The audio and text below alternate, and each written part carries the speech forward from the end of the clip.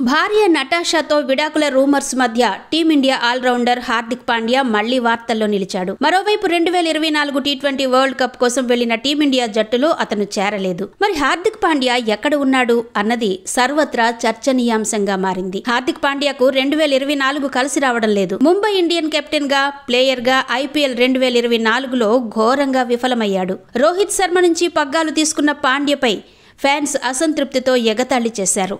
వీటన్నిటి మధ్య Mumbai Indians league స్టేజ్లోనే బయటకు వెళ్లిపోయింది. ఆ తర్వాతే హార్దిక్ పాండ్యా వ్యక్తిగత జీవితంపై ఫోకస్ పెరిగింది. భార్య నటాషా తన ఇన్స్టాగ్రామ్లో హార్దిక్ పాండ్యా ఫోటోలను తొలగించింది. ఇద్దరూ విడాకులు తీసుకోవడం దాదాపు ఖాయమని, భరణం కింద నటాషాకు పాండ్యా ఆస్తిలో 70% లభిస్తుందని వార్తలు గుప్పుమన్నాయి. ఇదిలా ఉండగా టీ20 వరల్డ్ కప్ కోసం టీమిండియా జట్టు సభ్యుల్లో చాలా మంది న్యూయార్క్ చేరుకున్నారు. సంజు శాంసన్, యశస్వి జైస్వాల్, చాహల్, ఆవేష్ ఖాంతా, విరాట్ కోహ్లీ, హార్దిక్ పాండ్యాలు మాత్రం ఇంకా వెళ్లలేదు. వ్యక్తిగత కారణాల వల్ల బీసీసీఐ అనుమతి తీసుకుని టీంలో ఆలస్యంగా చేరుతున్నాడు విరాట్ కోహ్లీ.